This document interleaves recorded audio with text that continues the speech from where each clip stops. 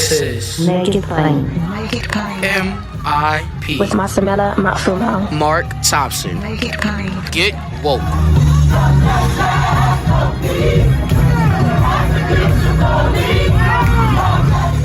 Ladies and gentlemen, great and long-time friends of Make It Plain, great long-time friends of the show are the good people of Media Matters, MediaMatters.org, and we always check in with Media Matters as often as we can. As a matter of fact, back in the day, we actually used to check in with Media Matters folks even once a week. Some of you remember that, but things look different in the podcast world. And you all seem to actually prefer podcasts these days. It's something I'm learning, and we're grateful for all of the listeners that tune in to Make It Plain. And so, again, here is a good and old and stalwart friend, Media Matters, today in the person of Policy Director Sergio Muñoz. Sergio, welcome back, buddy. How are you? I'm very good, and thank you for having us again. It's always a pleasure to be on your show or your podcast, as it were. Yes, sir. Yes, it was. Always a pleasure to have you. We always learn so much from everything that Media Matters is involved in. Today, we want to focus on the updated study that was recently released. Fox News, and again, folks, this is why Media Matters is important. They watch Fox, so you don't have to.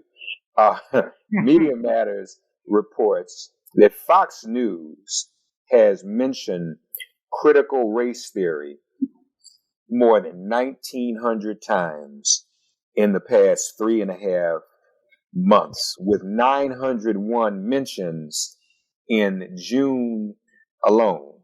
Tell us about this, Sergio. No surprise.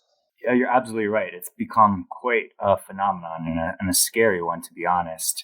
You know, I think just to back up a little bit, what we're seeing is really not new. This attack on critical race theory is sort of an old playbook with a new term. Right-wing media, as you well know and your listeners know, they regularly go after race-conscious policy and law, you know, whether or not it's affirmative action, disparate impact, anything that might promote true racial equity in this country.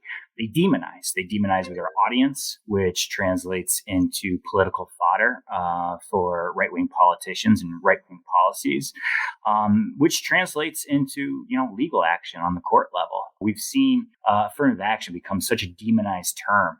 We've seen racial equity become such a demonized term through efforts like Fox News's, that the courts have responded, and they're slowly chipping away at this race-conscious law and policy. Some of the greatest achievements of, you know, the civil rights era, some of our best attempts at creating true multiracial democracy is suffering because of this campaign. And this critical race theory phenomenon that you're seeing on Fox News is the newest manifestation. You know, we had heard the term last year. It was popping up a little. Critical race theories, I'm sure, you know, your listeners and many of the people that follow race-conscious policy know, it's a very narrow field that's normally just taught in law schools.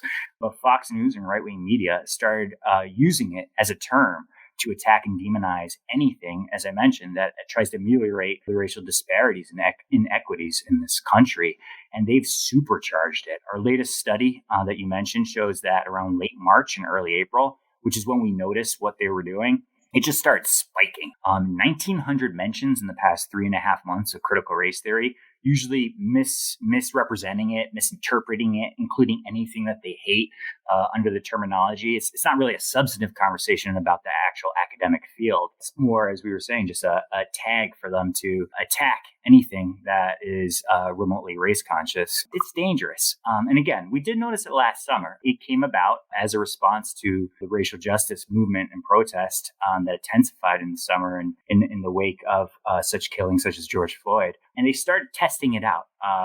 They started seeing if it would stick. And unfortunately, we had a commander-in-chief who was an avid consumer of Fox News. You know, your listeners might not watch Fox News obsessively. We do it because we're paid, but the former President Trump did it because he actually got a lot of indications, policy indications from the channel. They started bringing it up. They started bringing it up as a negative term, as a way to say that this was what was wrong with America and this is what was wrong with the protests.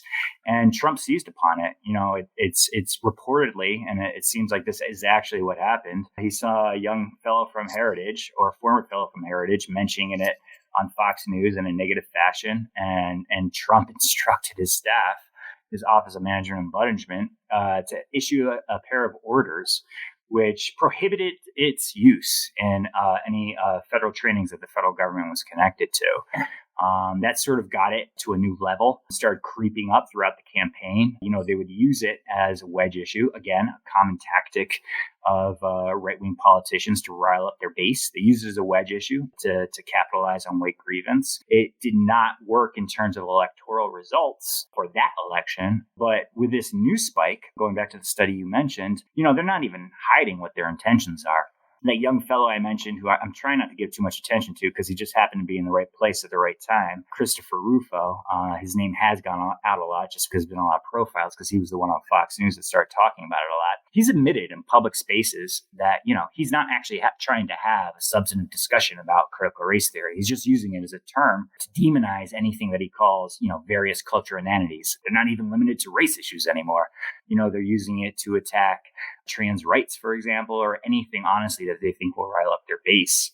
And they've admitted as well that they're going to use this as an electoral strategy. It is riling up their base. You're seeing these Tea Party-like movements reminiscent of the Tea Party, whether or not it's at town halls or school boards or politicians on the federal and state level passing legislation. And they're going to use it to rile up the votes they think they need to win in 2022 and 24. And that's just the electoral consequences. They are passing legislation, and the legislation is as, ridiculous and obtuse as their commentary. The way that they're writing it, because they're not actually talking about critical race theory, they're attempting to ban any teaching of systemic racism or any acknowledgement of our history of systemic racism and slavery in this country. It's dangerous. It's dangerous on multiple levels. It's, literally whitewashing history, and it's literally trying to rile up an entire political party among a racist campaign tactic. So you're saying that they're actually admitting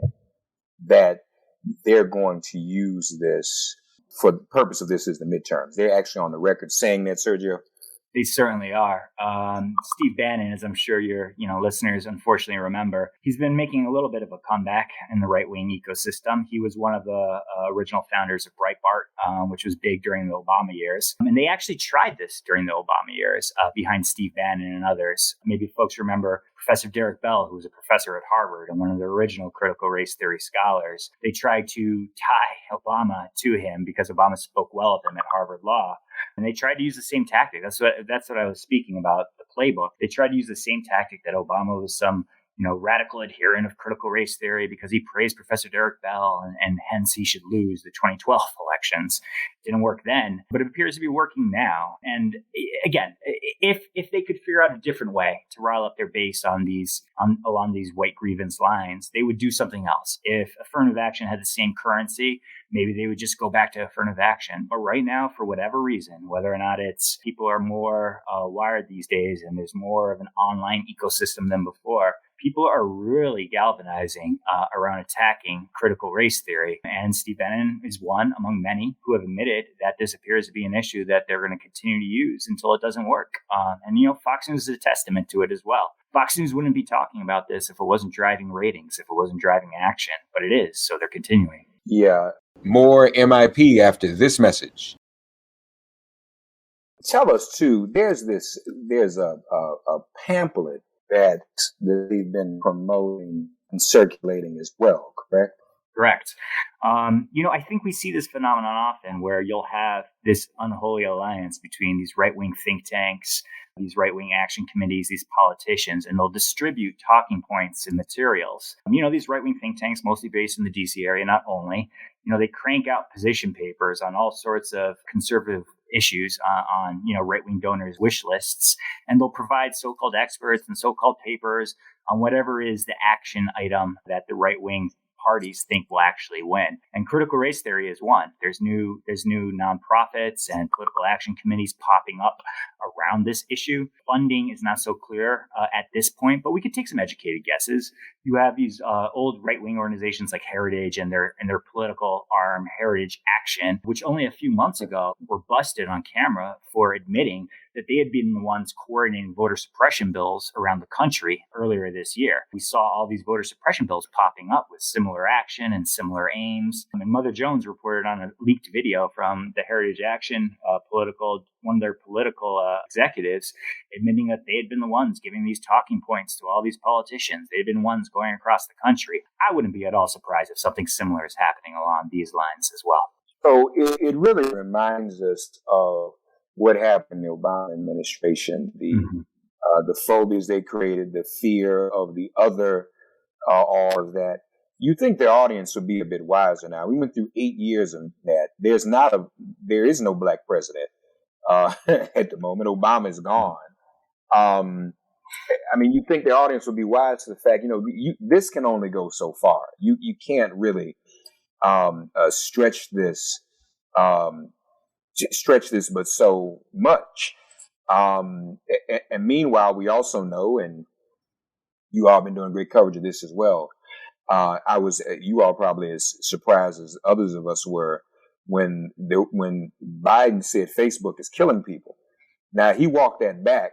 I agree with him. I don't think he should have walked it back. He was right when he said it. Mm-hmm. But you all were saying before Biden said that about Facebook, Media Matters was saying that Fox News was killing people. And it kind of goes hand in hand with this sensationalism about critical race theory, doesn't it, Sergio? You distract people from what's real, put them on something that's not real. And then, you have Hannity and everyone else saying, don't get vaccinated, even though he's, I guess, changed his tune somewhat. But you de-emphasize the virus, de-emphasize vaccination, and get people more worried about a pandemic of critical race theory. You're absolutely right. And this is scary times we're living in. You have there are only two major political parties in this country, of course. And you have one of those parties totally in sway and totally enthralled with a propaganda network that is pushing outright lies. Not just misinformation, not just disinformation, conscious lies. Whether or not it is about the pandemic, whether or not it is about what it takes to be a multiracial democracy, whether or not it's about our history of systemic racism. They are just pushing and feeding to not just their audience, but a major political party in this country, a total distorted worldview of American history and current events. And it is killing people.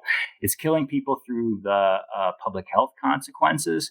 And to be honest, it kills people when we have a legacy of white supremacy that we cannot do away with. We've been dealing with this for a long time, as a lot of people know. This reactionary push towards anything that might actually, as you were mentioning during the Obama years, anything that actually might end this demonizing of anyone that's not, a white heterosexual man as the other. This keeps on going, and it is not stopping. And Fox News has become such a huge platform that they've totally bended an entire political party to this way of thinking. And I don't see that ending anytime soon. I should also mention as I was talking about Facebook, one of the lead stories at MediaMatters.org right now is Will Kane's Fox News podcast. Speaking of podcasts, is horrible on vaccines. It's also sponsored by Facebook. So there again, you see Facebook's hand in something. So Biden was not wrong at all in what he said. You alluded to this. Let's spend a minute or two here. Critical race theory in the first place. Oh my God. It is not taught at the elementary or secondary school level. It's taught mostly at the graduate level and usually in law school. Attorney Derek Bell, whom I knew, developed the terminology. So again, they're making up something that doesn't really exist. You're absolutely right. And beyond the misrepresentation, which is driving, the founders of critical race theory and the professors who teach it and the scholars of it, driving them to no end in frustration. It's, ironically, what's happening right now is the perfect example of the phenomenon that critical race theory originally tried to address. It's not about the so-called individual racial bias of individual people. It's about the racial bias of entire systems in this country, systemic racism. It's about how, a legacy of oppression and white supremacy has made an entire structure of inequities that will only be remedied through policy solutions and systemic solutions. But, the right wing has turned it into a discussion, or they're trying to, about whether or not individuals in this country are still racist, which is an entirely different discussion. Critical race theory is about how you can have media platforms that have been built up over the years that can still push such propaganda as this, that is, blatantly white nationalism and white supremacy. It's about how political parties can still go about pushing such voter suppression that is blatantly aimed at suppressing people that are not white. It's about how private businesses can continue to concentrate opportunities and wealth and jobs and capital among, a favored class while making it harder for anyone else to catch up. It's about how equity itself, which they're trying to demonize under the rubric of critical race theory, is something that was really the core of the civil rights movement. The way that they misrepresent, Martin Luther King, or they misrepresent what the Civil Rights Act and the Voting Rights Act were originally intended to do is really mind-boggling. It was literally meant to try to reduce these disparities by focusing on the systemic inequities. It has nothing to do necessarily with the individual racism of folks. It has to do with the racism of the structures we built to accompany this terrible legacy of this country in terms of race. More MIP after this message. And another headline, folks, as a part of this report, Fox News ran nearly 80 segments on critical race theory in a single Virginia school district. 80 segments on critical race theory. It's really amazing what is going on here. And if you understand critical race theory and what it is and the role race plays in society, which is really what it speaks to, and it was originally constructed in the context of critical legal theory, folks. It comes out of law scholarship, legal scholarship, not elementary scholarship, not read, write, and arithmetic. But actually, Sergio, what Fox is doing is actually making critical race theory true. Mm-hmm. They're actually making it a self-fulfilling prophecy by obsessing over it and using it to divide Americans and to foment racial anxiety. They're making it true. Yeah, you're absolutely right, and I think I think some of these folks are just being manipulated. Some of these folks perhaps have no idea what's going on, or they're believing the lies. But some of these folks know exactly what they're doing, and to get back to it, they're trying to take apart race-conscious law and policy, and it's happening on the court level. It's happening on the Supreme Court level. Now that they've stacked the court with conservatives, they are trying to roll back half a century of seminal civil rights law and policy, and it's working. It's succeeding. And as you say, this is the perfect example of the structural systemic racism that the scholars were originally trying to point out. There's a lot of ways to examine racism. This is one of the specific ways that was developed in law schools and graduate programs, as you mentioned. But overall, they're sort of proving the point of folks like Professor Derek Bell and Professor Kimberly Crenshaw. Yeah, we do well before we go to get your thoughts about the vaccination piece. So Sean Hannity comes out now. He's as if he's never said anything before. Opposite. Oh, people should get vaccinated. That does not change Fox's encouragement or discouragement from the vaccine. But what is Sean Hannity holding firm to his new position? How's that kind of going? We're watching carefully, but we have been had a raised eyebrow at all the attention on characters like Hannity and other personalities on Fox about how all of a sudden they've turned the page. Fox News has, over the past 2 years, along with other online sources, killed people. This misinformation about COVID, this reluctance to adopt proven, tested public health measures to prevent the deadly consequences of this pandemic, Fox's refusal to acknowledge these public health measures, Fox News' active maneuvering to actually do things in contrast to these measures makes them responsible for enabling federal government and state governments to completely allow the pandemic to rage more than it could. And so, based on that history, I'm taking Hannity's recent, memo-driven acknowledgement of the importance of vaccines with a grain of salt. I think, like many personalities on Fox, he responds to folks above him, on the floors above him, and for whatever reason, maybe they didn't like the bad press that was coming out about how their anti-vax behavior was contributing to the problem. But, we'll see how this goes. I do not give him very much credit at all based on his past actions.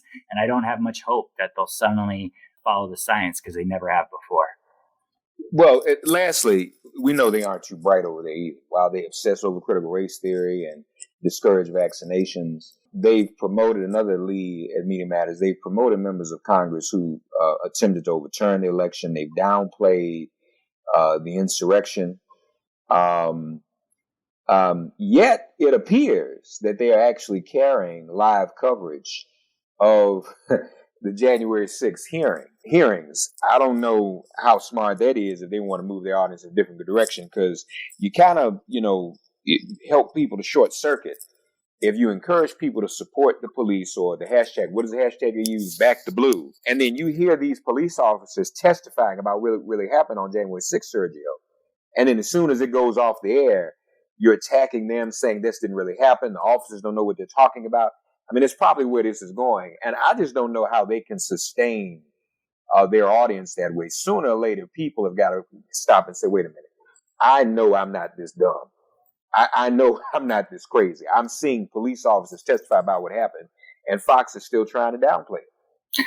I hope so. I mean, I hope your gut is right, because back in the day, when we actually had a Republican Party that had moved so wildly to the right, Fox News was constructing an alternate reality, but, they didn't have the entire Republican Party as a captive audience and captive foot soldier, so to speak.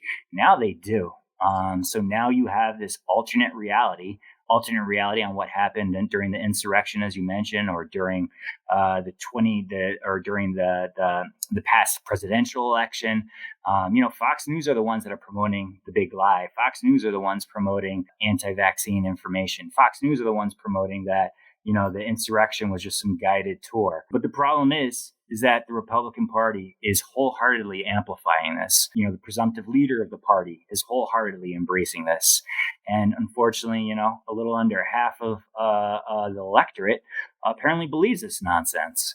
It's a dangerous time. It is a very dangerous time. And Fox News, in conjunction with reinforcing and amplifying online social media companies, as you mentioned, whether or not they're actively coordinating, they're amplifying these lies. It is something that we're going to have to figure out what to do. Again, we have not been at this sort of juncture. Well, I take that back. We have been at this juncture for a multiracial democracy multiple times, but this is a new and scary juncture, which, with the combination of online amplification, we have really never seen this sort of reach before, and it's scary times. Yeah, it most certainly is. Folks, as always, we invite you to stay informed at MediaMatters.org. So Media Matters also helps you exercise, as I always say, that third eye we all have right in the middle of our foreheads. We don't always exercise that enough. Media Matters helps us do that. We not only need critical race theory, we need critical critique, so to speak, that's redundant, of media. And that's what Media Matters does. They provide media critique and media criticism that is absolutely necessary when we have more and more media today that is less about objectivity and more about opinion and more about propaganda and more about really disinformation. Fox News is the original landmark when it comes to disinformation. It's only getting worse. Media Matters helps us pull the covers back and expose it as only they can. Go to MediaMatters.org, subscribe, support all the work they do. As he said, they get paid to do it. Thank God they do. But they can't exist without your support. Folks, please go to MediaMatters.org. Sergio Muñoz is the policy director. Sergio, always a pleasure to talk to you, buddy. Thank you very much for having me on, and always happy to be back. All right, we'll talk again soon. Take care. All right, take care. Thanks for getting woke and listening to Make It Plain. Please remember to listen, like, and wherever you get your podcasts, please give the show a 5-star rating. And please do spread the word. Let's all continue to pray for each other during this pandemic and this police-demic. If all hearts and minds are clear, it has been made plain.